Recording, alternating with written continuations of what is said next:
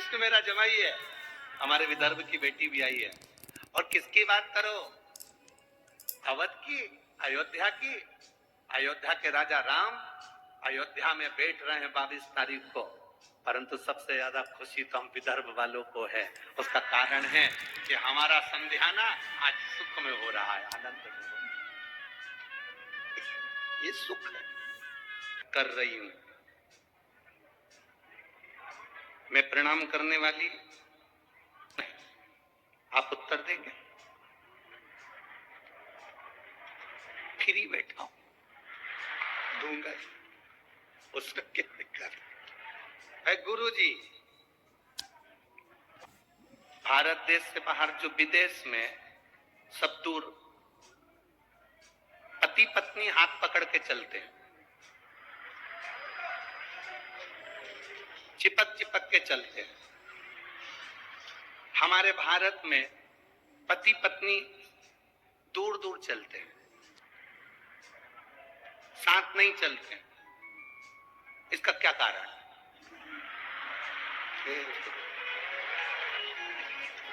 कहाँ है? कहीं बैठी है क्या प्रिया ओरा से कारंजा महाराष्ट्र? कहीं बैठी हो तो हाथ हिलाना। बहुत अब ये मैं कैसे बता सकता हूं, पर इतना जरूर है, ये निश्चित।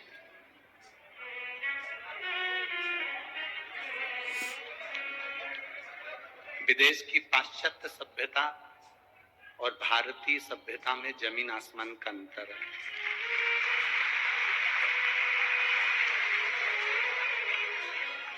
विदेश की पाश्चात्य सभ्यता और भारतीय सभ्यता में, भारतीय संस्कृति में और विदेश की संस्कृति में जमीन आसमान का अंतर है। आपने पूछा विदेश में पति पत्नी हाथ पकड़ के चलते हैं, चिपक चिपक कर चलते हैं, हमारे भारत देश में पति पत्नी दूर दूर चलते हैं।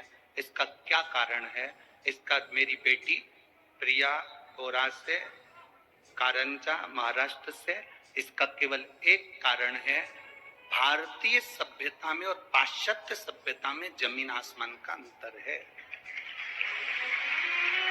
पाश्चात्य सभ्यता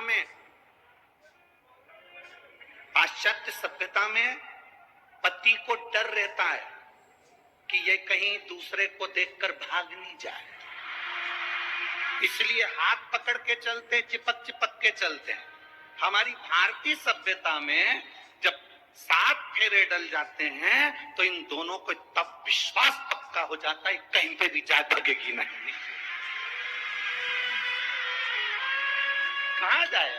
और जब विश्वास पक्का हो गया कि भारतीय सभ्यता में 7 फेरे डल गए, विश्वास पक्का हो गया, ना पति कहीं जाएगा ना पत्नी कहीं जाएगी। इसलिए हमारे भारतीय सभ्यता के अंतर्गत लोग पति पत्नी चलते हैं तो दूर दूर चलते हैं, उन्हें बेफिक्र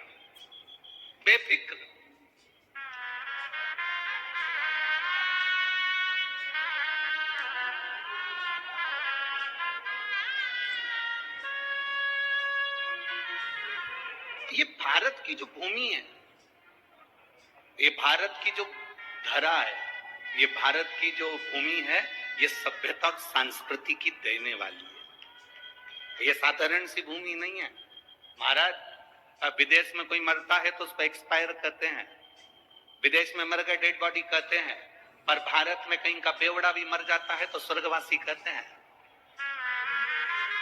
ये भारत की भूमि है, भारत की धरा है। कोई गलत भी मर रहा है तो उसको स्वर्गवासी कहेंगे, क्योंकि भारत की भूमि पर राम और कृष्ण का अवतार हुआ है। भारत की भूमि पर रामकृष्ण परमहंस, चैतन्य महाप्रभु, संत तुकाराम, श्री नामदेव जी का अवतार हुआ है। भारत की भूमि पर संत साधु का अवतार हुआ है। भारत की भूमि पर 33 कोटि देवता किसी न किसी रूप में आते रहे हैं। इसलिए भारत की धरा पर अगर कोई पापी से पापी मर भी जाता है तो उसके नाम के आगे स्वर्गवासी ही लिखा जाता है कि वो मरने के बाद स्वर्गवास हो गया, भगवान की भक्ति में डूबा गया,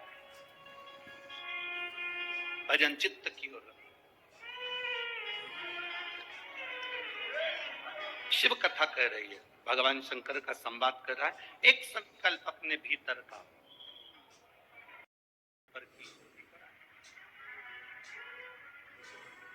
ये सांसद महोदय श्रीमती नवनीत जी राणा जी ने ये बात कही।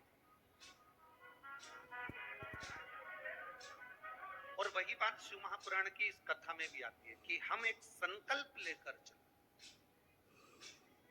जैसे रुक्मणी जी की बुआ जी ने संकल्प लिया था, रुक्मणी जी ने संकल्प लिया था, ऐसा कोई संकल्प अपनी जिंदगी में हम भी लेकर।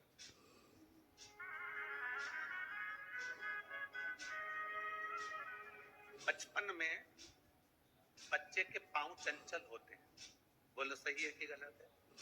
जितने बैठे हो सब बोलो सही है।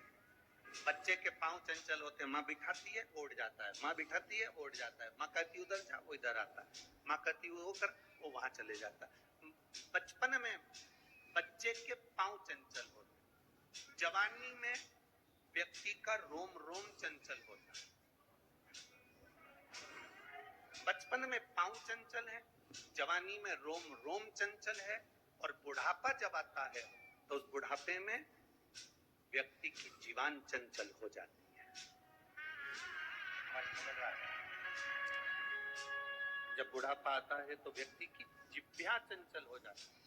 शिव महापुराण की कथा एक बड़ी सुंदर बात कहती है कि बचपन में पांव चंचल होंगे चल जाएगा, जवानी में रोम रोम चंचल होगा चल जाएगा, पर बुढ़ापे में जो जीवान चंचल हो जाती है, किसी को भी कुछ भी कह देना, अपशब्द बोल देना, ताने दे देना, बहू को कुछ कह दिया, सास को कुछ कह दिया, रिश्तों को कुछ कह दिया, नातों को कुछ कह दिया। बुढ़ापे में क्या तुम्हारे पास में हो कि तुम्हारे को तुम्हारे घर के बच्चे तुम्हें पूछेंगे? बुढ़ापे में वो कौन सी दौलत तुम्हारे पास में होना चाहिए कि तुम्हारी बहुएं तुम्हें पूछेंगी? बुढ़ापे में वो कौन सी दौलत तुम्हारे पास में होना चाहिए कि तुम्हारे रिश्तेदार भी तुमको सम्मान देंगे? बुढ़ापे में वो कौन सी दौलत तुम्हारे पास में होना चाहिए कि तुम्हारी समाज के लोग भी तुम्हारा सम्मान करेंगे? बुढ़ापे में वो कौन सी दौलत, कौन सा वैभव, कौन सा धन तुम्हारे पास में होना चाहिए कि तुम्हारे पड़ोसी भी तुमको 2 रोटी दे देंगे? बुढ़ापे का परम धन है, बुढ़ापे की परम दौलत है तुम्हारा मौन रहना, चुप रहना। जितने और पुरुष जो होते हैं ना, ये मेरे जितने जीजा बैठे हैं ना, ये पुरुष तो एक बार सोच लेते हैं हाँ क्या बोलना जानते, पर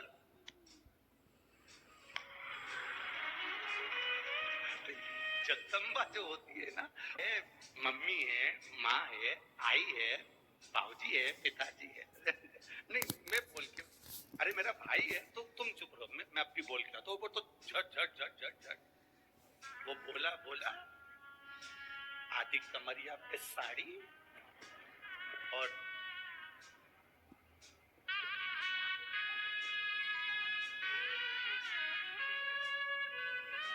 वो बोला तो बोला और बोलने के बाद में वो माइक भी बोल रहा है,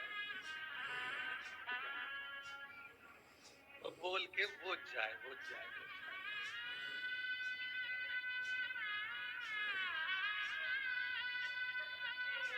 पर शिव महापुराण की कथा कहती है थोड़ा सा मौन रहना चाहिए। मेरा शिव नहीं बोलता,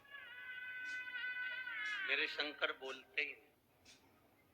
कर्पूरम करुणावतारम संसार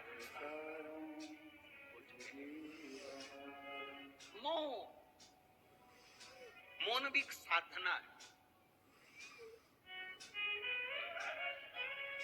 मौन एक तपस्या है। नहीं मैं के आती हूँ, मैं बोल के आती हूँ।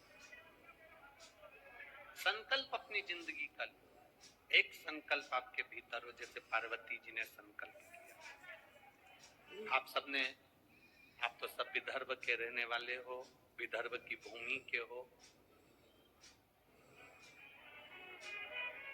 भगवान कृष्ण तुम्हारे जमाई लगते हैं, रुक्मणी जी तुम्हारी बेटी है। तुम सबका संध्याना, संधि परिवार, द्वारका, मथुरा, वृंदावन और अयोध्या, ये सब तुम्हारे संधियों का घर है। तो आप लोगों को तो वैसे ही थोड़ा सा गर्व ज्यादा होना चाहिए कि हमारे संधि। अरे किसी की कलेक्टर से पहचान होती है ना तो वो बहुत रुआ दिखाता है, बोलो सही है कि गलत है? किसी की मिनिस्टर से पहचान होती है ना, वो भी बड़ा रुआ दिखाता है। किसी की सांसद जी से हो, विधायक जी से हो, कमिश्नर जी से हो, तो बड़े रुआब दिखाते, तुम हमें जानते नहीं, हम उनको पहचानते हैं, बड़े रुआब दिखाते।